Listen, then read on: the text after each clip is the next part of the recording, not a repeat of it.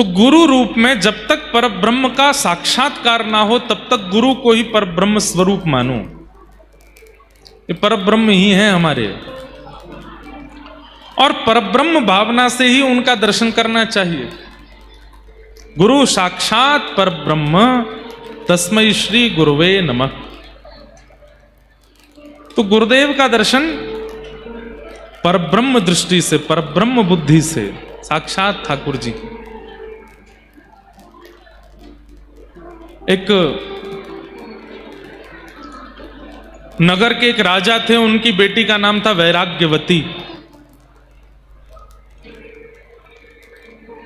उनका नाम वैराग्यवती इसलिए पड़ा कि जब से उन्होंने बोलना सीखा तब से वैराग्य की बातें ही कहीं, इसलिए उनका नाम वैराग्यवती पड़ गया। सब लोग इधर देखिए, सावधानी से सुनिए सब लोग। यहां जितने भैया खड़े हैं मंच के आसपास, हाँ माता जी को करके फिर विराज जाओ सब। वैराग्यवती नाम की एक राजकुमारी थी, राजकन्या थी, लेकिन पता नहीं कैसे कौन से जन्म का उनका पुण्य था कि जन्म से जब से बोलना प्रारंभ किया वैराग्य की ही बातें मुख से निकलती थी। दुनिया के लोग सुंदर पुष्पों को देख के कहते कितना सुंदर है, कितना सुंदर है, कितनी इसकी सुगंधी देखो, इसका रंग देखो, इस पुष्प की कोमलता देखो। वैराग्यवती कहती सर्दियों को आने दो, पतझड़ का मौसम आएगा, सारी सुंदरता निकल जाएगी इसकी। घर के बड़े लोग कहते तू कैसी बात करती है, तेरे पास और कोई बातें ही नहीं होती। अब घर में रिश्तेदार के रूप में नव विवाहित जोड़ा आते, वो आकर के प्रणाम करते, बोले आप हमें आशीर्वाद दो, हम दोनों की जोड़ी सदा बनी रहे। वैराग्यवती आ जाती, वहां पर भी वैराग्य की बातें करने लगती।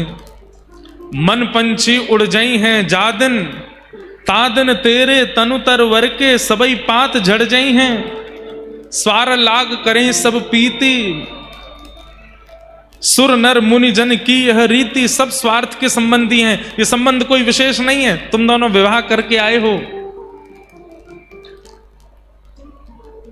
हर जगह वैराग्य की बात करती थी, इसलिए उसका नाम वैराग्यवती। एक समय आने पर तो राजा ने छोटी सी कुटिया बना करके महल के बाहर उनका निवास बना दिया, बोले तुम यहीं रहो। और पूरे दिन क्या करते, केवल ठाकुर जी का स्मरण।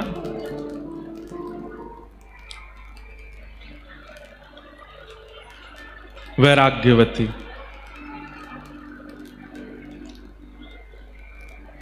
ठाकुर जी का स्मरण करती और कोई उसके पास चर्चा नहीं होती। एक दिन अपनी कुटिया में बैठी थी, नाम की कुटिया थी क्योंकि राजा की पुत्री है तो सब प्रकारेण सारे सुख थे उसके पास, पिता ने सारी व्यवस्था कर रखी थी, सोने चांदी के बर्तन दे रखे हैं, सब कुछ दे रखा है, सब कुछ व्यवस्थित था उनके पास। तो एक बार एक चोर आया, ध्यान से सुनिएगा, और उस चोर को पता चला कि राजा के यहां पहुंचना तो बहुत मुश्किल है, महल में रहते हैं, बहुत लोग पहरेदारी में रहते हैं, पर ये राजा की पुत्री है वैराग्यवती, ये बाहर रहती है। और हमने सुना है इसके पास भी इतना धन तो है इसकी कुटिया में कि अगर चोरी कर लिया जाए तो हमारा कम से कम 1-1.5 साल का तो पोषण हो ही जाएगा। तो वो चोर जैसे ही वैराग्यवती की कुटिया में प्रवेश करने लगा तो वैराग्यवती उस समय ठाकुर जी की पूजा करके कुछ प्रार्थना कर रही थी, तो उसने सुना ये बोल क्या रही है। तो वैराग्यवती बोल रही थी, ठाकुर जी मुझे संसार से वैराग्य हो गया, माता पिता परिवार सबने मुझे दूर कर दिया, आपकी बड़ी कृपा, आपकी कृपा से सब मुझसे दूर हो गए, बस अब मुझे एक की चाह है, आप मत मिलिए मुझे, पर मेरे जीवन में एक सदगुरु भेज दीजिए, जिन गुरु की कृपा से मैं आपको प्राप्त कर सकूं, ऐसे गुरु मेरे जीवन में भेज दीजिए, गुरु कृपा मुझ पर करवा दीजिए। और ठाकुर जी से बस प्रार्थना करती रहती, मुझे गुरु कब मिलेंगे, मेरे सदगुरु कहां होंगे, मेरे गुरु कब कृपा करने के लिए मेरे ऊपर आएंगे। तभी वो चोर पहुंच गया और चोर ने सुन लिया। चोर ने मन में विचार किया, ये गुरु खोज रही है, भेष ही तो बदलना है, मैं बन के चला जाता हूं। धोती पहन करके, सिर पर बढ़िया त्रिपुंड लगा करके, और हाथ गले में कुछ मालाएं डाल करके, झोला टांग करके तुरंत द्वार पर आ गए। और द्वार पर आकर के उस वैराग्यवती से कहने लगे, जल मिलेगा, हम बड़े प्यासे हैं, सीताराम जल मिलेगा। वैराग्यवती ने देखा, देख करके बोली, मेरे द्वार पर संत आए हैं। तुरंत जल लेकर के आई, और जल ला करके जैसे प्रस्तुत करने लगी तो वो चोर जो संत का रूप धारण करके बोला, अरे अरे सुनो, प्यास तो मुझे बहुत लगी है, लेकिन मेरा एक नियम है। क्या? मैं जब तक दीक्षा नहीं दे देता, जब तक अपना शिष्य नहीं बना देता, तब तक उसके हाथ से कुछ पाता नहीं हूं। मैं केवल शिष्यों के हाथ से ही जल पीता हूं, शिष्यों के हाथ से ही प्रसाद पाता हूं। अब प्यास तो मुझे बहुत लगी है, रात्रि का समय, सब सो रहे हैं, और तुम्हारे हाथ से पानी पीना है। प्यास तो बहुत लगी, लेकिन बिना शिष्य बनाए कैसे पीऊं?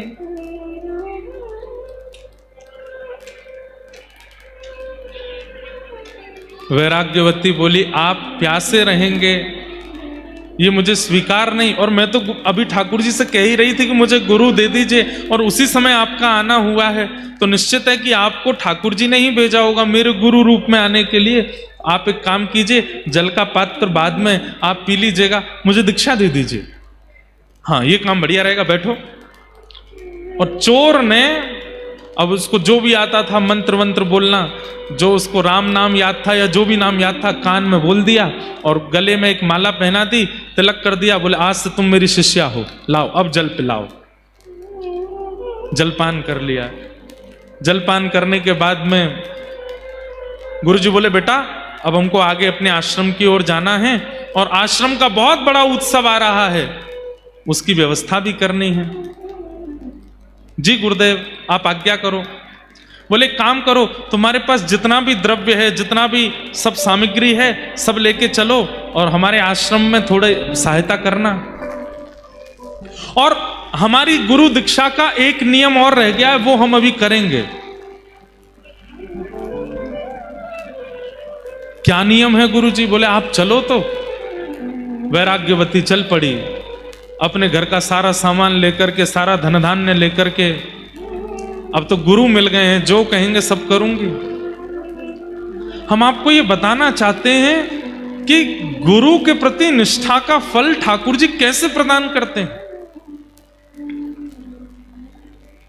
आजकल भी ऐसा सुनने में मिल जाता है, कई इंटरव्यूज में, कई जगह बड़े बड़े चैनलों पर भी लोग बोलते हैं, संत जन आदि, कथा वक्ता आदि आदि आदि ये तो सब बस लूट रहे हैं, इतना पैसा ले रहे हैं, इतना ये कर रहे हैं, यहां पैसा करते हैं।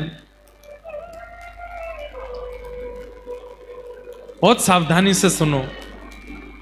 अगर कोई इस मनस्थिति से कथा कर भी रहा है कि उसको धन कमाना है, कोई इस मनस्थिति से अगर शिष्य बना भी रहा है,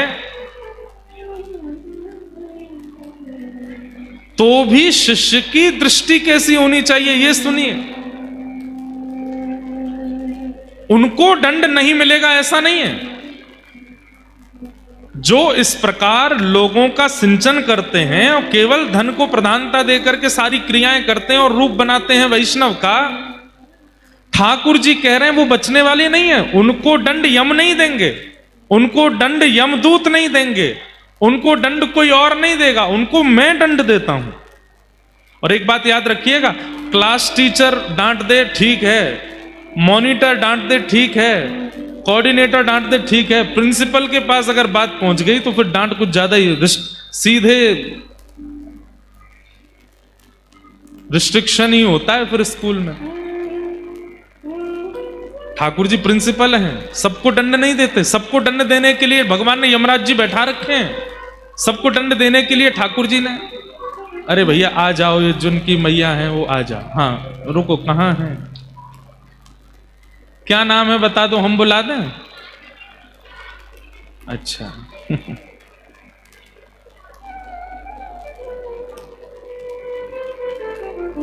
अद्भुत है, वाह।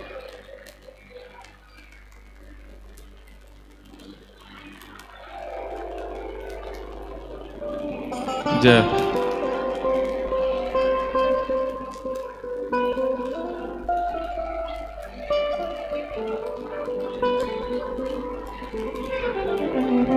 जय।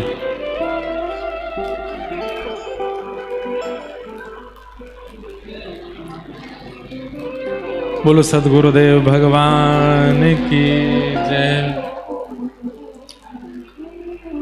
दादाजी महाराज के परम कृपा पात्र और अभिनय जगत के भी अद्भुत कलाकार राजपाल यादव जी भी अभी अभी पधारे हैं। खूब खूब उनका अभिनंदन। हम जो प्रसंग सुना रहे थे वहीं चलें दोबारा। कटनी के लोग अद्भुत हैं, अद्भुत हैं। हमारे दादाजी महाराज बड़े सरल और बड़े सहज और बड़े सरल स्वभाव के हैं। हमें आज पता चला किस लिए उनके अंदर इतनी सरलता, क्योंकि जब समाज ही इतना सरल स्वभाव का होगा तो फिर गुरुदेव को भी सरल तो होना ही पड़ेगा। और हमारी कथा चल रही है, इतना गंभीर प्रसंग, वो माता जी यहीं खड़े होके जल्दी आ, यहां पे आ। मंच से हम बोल भी रहे हैं तो भी यूं नहीं कि भाई 1000 लोग कथा सुन रहे हैं ना, एक धीरे बोले ना तू इधर आ, और 2-4 लोग रोके तुम चुप रहो, बेटा खो जाएगा मेरा, इधर आ। ऐसी सरलता तो अच्छी, पर हमें हमारे प्रसंग पूरे करने तो नहीं, ध्यान से सुनो। तो वैराग्यवती, बचपन से ही वैराग्य आ चुका है सब चीजों से। ऐसी राजकन्या वैराग्यवती, कहां तक कहें, राजा ने भी अपने घर से बाहर एक कुटिया बना करके दे दी, वहां रहती है, क्योंकि घर में जो भी आता है सबको वैराग्य का ही ज्ञान देती है। आज गुरु की कामना कर रही थी तो एक चोर गुरु का रूप धारण करके आ गया और कहा कि मैं जल तो तभी पीऊंगा जब दीक्षा लोगी। तो दीक्षा ले ली। दीक्षा लेने के बाद में उस चोर ने कहा कि हमारे शिष्यत्व बनाने की एक विधि जो है वो जंगल में होगी, हमारे साथ चलो। तो राजकन्या वैराग्यवती गुरुदेव के चरणों में सब कुछ अर्पित करने के लिए जितना सोना चांदी, जितना धन धान्य उनके पास था, सब इकट्ठा करके अपने साथ अपने गुरुदेव के साथ जा रही है। बीच घनघोर जंगल में जाकर के उस चोर ने विचार किया, यहां राजा की सेना मुझे नहीं ढूंढ पाएगी और मैं यहां इसके पास जितना धन है सब चुरा करके यहां से भाग जाता हूं। पर यह भी एक तरीके से भागूंगा, कैसे? वैराग्यवती से कहा, वैराग्यवती इधर आओ। जी गुरुदेव आज्ञा करो। ये जितनी पोटली सामान सोना चांदी सब नीचे रख दो। रख दिया गुरुदेव, आज्ञा करो। पेड़ के पास खड़ी हो जाओ। पेड़ के पास खड़ी हो गई। एक बड़ी रस्सी लेकर के आए वो चोर और उस रस्सी से वैराग्यवती को बांध दिया और कहा, अब तुम्हारी असली दीक्षा हो रही है। क्या करना होगा गुरुदेव? बोले, जब तक मैं लौट करके ना आऊं तब तक तुमको यहीं बंधे रहना पड़ेगा, और तुम अगर यहीं बंधी रही तो तुम्हारी दीक्षा पूर्ण होगी। फिर तुम जो चाहोगी, जिस ठाकुर का दर्शन, जिस भाव का दर्शन, जिस लोक की प्राप्ति, वो सब तुमको मैं गुरु कृपा से तुमको प्रदान करूंगा। बस याद रहे जब तक मैं आऊं ना यहीं बंधी रहना। वैराग्यवती बोली, गुरुदेव आप चिंता मत करो, मेरी निष्ठा है आपके चरणों में। बंध गई वहीं पर। वो चोर गुरु जो बने थे सारा धन धान्य लेकर के, सोना चांदी आदि सब चुरा करके वहां से और निकलते बने। अपनी पोशाक वोशाक सब उतार के फेंक दी। खूब नाचने लगे। बोले अब तो आनंद आ गया, 1-2 साल की भरपाई हो गई, इतना सोना चांदी मिल गया, गुरु बन करके किसी को ठग लिया, अब आनंद आएगा। और वैराग्यवती तो वहीं खड़ी है और बार बार उस चोर के चरणों का ही स्मरण कर रही है। कैसे युगल चरण है मेरे गुरुदेव के, कैसे सुंदर स्वरूप है मेरे गुरुदेव के। मेरे गुरुदेव कितने कृपालु हैं। यहां राज्य में हल्ला हो गया कि वैराग्यवती अपने भवन में नहीं है और सारे उसके गहने और जितने भी सोने चांदी आदि थे वो सब भी वहां से कोई ले जा चुका है। राजा ने अपनी सेना लगा दी चारों दिशाओं में, मेरी पुत्री को ढूंढो, कहां है। ढूंढते ढूंढते 3 दिन लगे। 3 दिन बाद घनघोर जंगल में वैराग्यवती मिली। एक पेड़ से बंधी हुई खड़ी है, मुख पर प्रसन्नता है, अपने गुरुदेव का स्मरण कर रही है। तभी सैनिकों ने जाकर के वैराग्यमती को प्रणाम किया। प्रणाम राजकुमारी, पिताजी महाराज आपको ढूंढ रहे हैं, आप जल्दी चलिए। जैसे ही रस्सी खोलने लगे, खबरदार खोलना नहीं, मेरे गुरुदेव मुझे बांध करके, मेरी दीक्षा चल रही है, जब तक गुरुदेव लौट करके नहीं आएंगे तब तक मुझे यहीं रहना है। सैनिक अब इससे ज्यादा क्या कर सकते हैं, दौड़ करके राजा को जाके बताया, उस जंगल में वहां वैराग्यवती बंदी है, बोल रही है कि गुरुदेव बांध के गए हैं, वो जब तक नहीं खोलेंगे तब तक नहीं आऊंगे। राजा, राजमाता, पूरा परिवार गया। सबने जाकर के कहा, वैराग्यवती चलो यहां से, आगे जाना है घर पर। और कब तक बंदी रहोगी, 3-4 दिन तो तुम्हें हो गए। पिताजी आप तो जानते हैं बचपन से ही मेरा स्वभाव वैराग्य का रहा है, कृपा करके जब तक मेरे गुरुदेव आके ना खोलें तब तक मेरे को स्पर्श मत कीजिएगा। मेरे गुरुदेव ही आकर के रस्सी खोलेंगे तभी मैं यहां से जाऊंगी। राजा बोले, तुम्हारे गुरु कौन है, क्या नाम है, कौन से संप्रदाय के हैं, किस शहर में रहते हैं, कहां उनका आश्रम है, कुछ तो बताओ। वैराग्यवती बोली, ये तो मुझे नहीं पता। वो तुम्हें नहीं पता तो फिर कैसे चलेगा काम? मैंने गुरुदेव से नहीं पूछा, गुरुदेव बताएंगे तो मैं उसकी जानकारी रखूंगी, मैं अपने आप कैसे पूछ सकती हूं?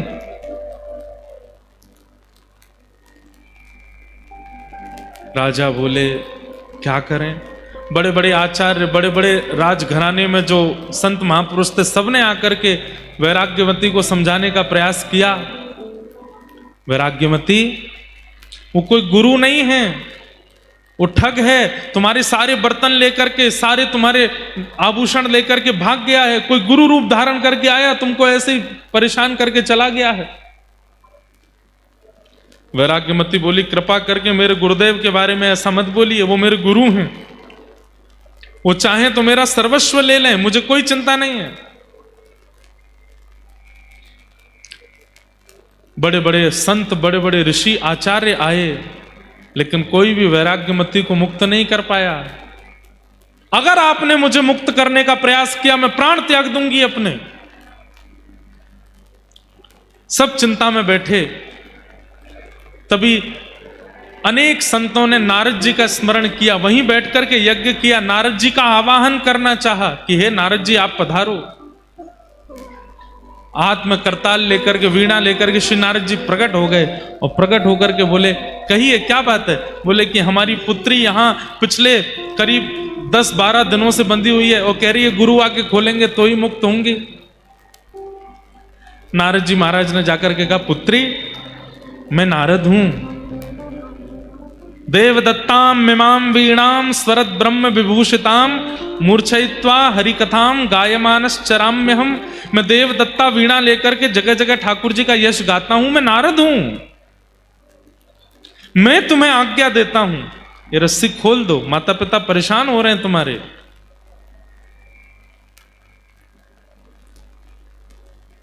और तुम जिस गुरु के लिए यहां बंधी हुई हो, वो गुरु नहीं है, वो कोई और है, वो केवल तुम्हारा धन हरण करने के लिए आए थे। इतने में वेदमती वैराग्यमती बोलने लगी, मुझे विश्वास हो गया आप नारद नहीं हो। बोले कि तुम्हें मुझ पर संशय हो रहा है? बोले हाँ, क्योंकि मेरे गुरु की निंदा कर रहे हो मेरे सामने खड़े होके। नारद जी वो नहीं हो सकते जो गुरु निंदा करे, नारद तो वो होते हैं जो गुरु की महिमा बतावे। आप मेरे गुरु की निंदा कर रहे हो, आप नारद नहीं हो सकते। नारद जी हार गए, राजा हार गए, पूरा परिवार हार गया, लेकिन वैराग्यमती ने रस्सी नहीं खोली। अंत तो गत्वा नारद जी ने जाकर के भगवान से कहा, बोले भगवान घनघोर कलयुग आ गया है। बोले क्यों? बोले एक चोर समान गुरु की बात मान करके एक वैराग्यमती नाम की कन्या अपने आप को पेड़ से बांध करके खड़ी है। उसका गुरु कोई संप्रदाय से नहीं है, उसकी गुरु की प्रणाली कोई परंपरा से नहीं है, घनघोर पापी, एक चोर जबरदस्ती गुरु दीक्षा देकर के चला गया, और उस वैराग्यमती को देखो बंद करके खड़ी है एक पेड़ से, मेरे गुरु आके खोलेंगे तो ही खोलूंगी। ठाकुर जी बोले हम चलते हैं, हम जाकर के बोलेंगे तो खोलना पड़ेगा। शंख चक्र गदा पद्मधारी श्रीमन नारायण गरुड़ पर विराजमान होकर के आ गए। चारों लोकों से महाराज, चारों ओर से, तीनों लोकों से पुष्प वर्षण होने लगा। ठाकुर जी प्रकट हो गए, वैराग्यमती के नेत्र सजल हो गए, पूरा परिवार धन धन्य हो गया। ठाकुर जी प्रकट हो गए, ठाकुर जी प्रकट हो गए। ठाकुर जी ने प्रकट होकर के वैराग्यमती को देखा, बोले हम तुम्हारी निष्ठा पे बहुत प्रसन्न हैं। ऐसी गुरु निष्ठा, ऐसी गुरु निष्ठा कि तुमने इतने इतने महीनों से अपने आप को पेड़ से बांध करके रखा है। हम तुम्हारी निष्ठा से बड़े प्रसन्न हैं। अब हम आज्ञा करते हैं, तुम ये रस्सी खोल दो। और जिन गुरु का मंत्र लेकर के और जिन गुरु से दीक्षा लेकर के तुम यहां खड़ी हो, वो गुरु नहीं है, वो एक चोर है, वो सामान्य व्यक्ति है, केवल तुमको ठगने के लिए गुरु का रूप धारण करके आया। वैराग्यमती के नेत्र सजल हो गए, ठाकुर जी के चरणों में वहीं से सिर झुका करके प्रणाम करती हुई बोली कि नाथ, पिता ने आकर के रोका, कुल गुरु ने आकर के रोका, नारद जी ने आकर के रोका, सबने एक ही बात कही कि मेरे गुरु चोर हैं, मेरे गुरु गुरु नहीं है, मेरे गुरु ठग हैं। सबने गलत गलत शब्द कहे, पर मैं मानती रही कि मेरे गुरु ही परम सत्य हैं। और आज तो इस बात पर प्रमाण हो गया कि मेरे गुरु सर्वोपरि है। भगवान बोले मैं निंदा कर रहा हूं तो भी तुम मान रही हो सर्वोपरि। वैराग्यमती कहती है, जिन गुरु के जीवन में आते ही कुल गुरु के पास मुझे नहीं जाना पड़ा, वो यहां आ गए, नारद जी यहां आ गए, और अंततोगत्वा ठाकुर जी यहां आ गए। वो गुरु नकली कैसे हो सकते? जिन गुरु की दीक्षा प्रदान करते ही ठाकुर जी को मेरे सामने आना पड़ गया। अरे लोग हजार हजार वर्ष तक तप करते रह जाते हैं, आप उनकी तरफ देखते तक नहीं हो। यहां पर 11 दिन मुझे बंधे हुए पेड़ से, और मेरे गुरु बांध करके चले गए और बोल करके गए जब तक मैं ना आऊं तब तक खोलना नहीं। अगर मैंने पहले ही खोल दिया होता तो आज आपके दर्शन होते, नारद जी के दर्शन होते, इतने युग पुरुषों के दर्शन होते।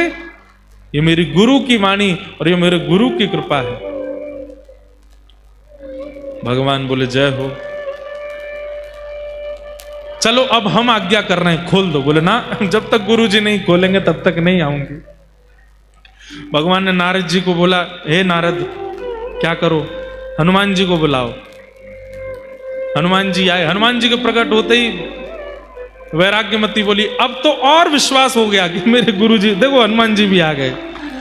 अरे हमने इनको अपने काम से बुलाया। बोले किसी भी काम से बुलाया, दर्शन तो मुझे हो रहे हैं ना। अरे हनुमान जी बड़ी दिक्कत आ गई है, तुम एक काम करो। हनुमान जी बोले क्या करना है? इसके गुरु जी खोज के लाओ। हनुमान जी गए, वैराग्यमती अपने गुरु का परिचय दो। बोले परिचय कुछ नहीं पता, बस इतना पता है वो मेरे गुरु हैं। कहाँ रहते हैं, क्या नाम है, क्या, कुछ नहीं। अरे 10 मिनट पहले दीक्षा हुई, 10 मिनट बाद गुरुजी बांध के चले गए, मुझे कुछ नहीं पता उनके बारे में। और देखो इतनी कम जानकारी होते हुए भी कैसी गुरु कृपा हुई मेरे ऊपर। भगवान से हनुमान जी बोले क्या करना है भगवान, ये तो बावली है गुरु के पीछे। हनुमान जी इसके गुरु को खोजना है, और वास्तविक में वो सिद्धियों से ही पता चलेगा इसके गुरु कहां हैं।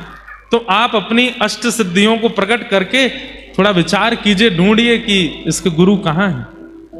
हनुमान जी ने अपनी नवनिधि अष्ट सिद्धियों को प्रकट किया और अपने मंत्र शक्ति से ढूंढा। तो ढूंढते अरे राम राम राम राम, क्या हुआ? बोले पास के राज्य में एक नगर सेठ है, उसके यहां पर चोरी कर रहे हैं इसके गुरुजी। बोले वही हैं इसके गुरुजी, लेके आओ। बोले चोर गुरुजी हैं? बोले हाँ। इतने में ही हनुमान जी महाराज तो अंतर ध्यान हुए, गदा लेकर के तुरंत प्रकट हो गए। गुरुजी यहां तिजोरी में से सामान निकाल रहे थे, पीछे मुड़ करके देखा तो पवन पुत्र हनुमान। हनुमान जी को देख करके गुरुजी, हे भगवान आप कैसे आ गए? हनुमान जी बोले चलो हमारे साथ, तुमको ले जाने आए हैं। बोले कि मैंने तो उम्मीद रखी थी कि यमदूत आएंगे, लेकिन आप आए हो, रामदूत आए हैं। मैंने ऐसे ऐसे काम किए कि मुझे तो लगा कि यमदूत ही आएंगे मुझको लेने, लेकिन आप आ गए नाथ, बड़ी कृपा। हनुमान जी लेकर के पहुंचे। जैसे ही प्रकट हुए हनुमान जी गुरु जी को लेकर के, आहा, शंख चक्र गदा पद्म धारण करके गरुण जी पर भगवान बैठे हैं, नारद जी बैठे हैं, बड़े बड़े देवता बैठे हैं और सारा राजवंश खड़ा है और एक पेड़ से बंधी हुई वैराग्यमती खड़ी है।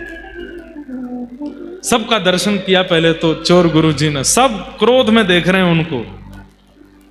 बारे चोर गुरु बनकर के ऐसी दीक्षा देकर के गया, जैसे ही वैराग्यमती को देखा, अब चोर बोलता है तू अभी तक बंधी है यहीं पे? वैराग्यमती बोली गुरुदेव आप आज्ञा करके गए थे कि जब तक आप नहीं खोलोगे तब तक मैं यहीं बंधी रहूंगी। भगवान ने कहा सबसे पहले तो इसको मुक्त करो। जा करके जैसे ही रस्सी खोली, वैराग्यमती ने चरणों में प्रणाम किया, भगवान गुरुदेव आपकी कैसी कृपा, 10 मिनट आपने मुझे दीक्षा प्रदान किया, रस्सी से बांध करके गए, आपकी कृपा से श्री हनुमान जी का दर्शन, नारद जी का दर्शन, पिता महाराज का दर्शन, गुरुदेव का दर्शन, ठाकुर जी का दर्शन हो गया। गुरुदेव आपको वंदन करती हूँ, प्रणाम करती हूँ।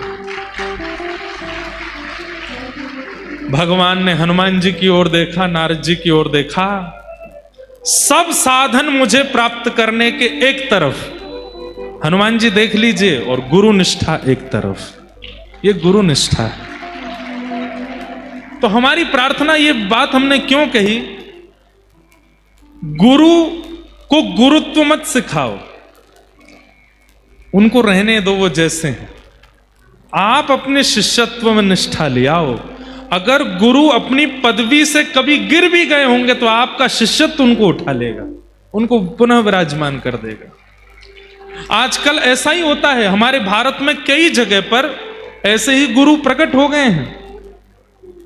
हर कोई दद्दा जी के जैसा स्वरूप का नहीं है, हर कोई श्रीमद वल्लभाचार्य जी जैसा नहीं है, श्री हितरवंश महाप्रभु जैसा नहीं है, हर कोई रैदास जी जैसा नहीं है। गली गली में गुरु फिरे, हमसे दीक्षा ले, स्वर्ग जाओ चाहे नरक में, हमें तो बस लिफाफा दो, ऐसे गुरु हैं। पर हमारी आपसे प्रार्थना, पहली बात, सीधे गुरु मत बनाइए, कुछ दिन वाणी का संग कीजिए, वचनामृत सुनो। और आप पूछेंगे कि वाणी में क्या सुने, वाणी से अनुभव कीजिए कि आपके चित्त के संशयों का समाधान होता है कि नहीं।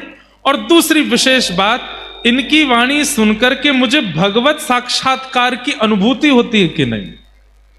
ठाकुर जी के प्रति अगर सामीप्य बढ़ रहा है, गलत मार्ग त्यागने की चित्त में इच्छा हो रही है, अपने जीवन को सुधारने का मन बन रहा है, अगर किसी की वाणी सुन करके, किसी का दर्शन करके, किसी के संग रह करके अपने दोषों को दूर करने की चित्त में इच्छा प्रकट हो रही है, तो समझो वो गुरु, और तब उनसे दीक्षा ग्रहण करो।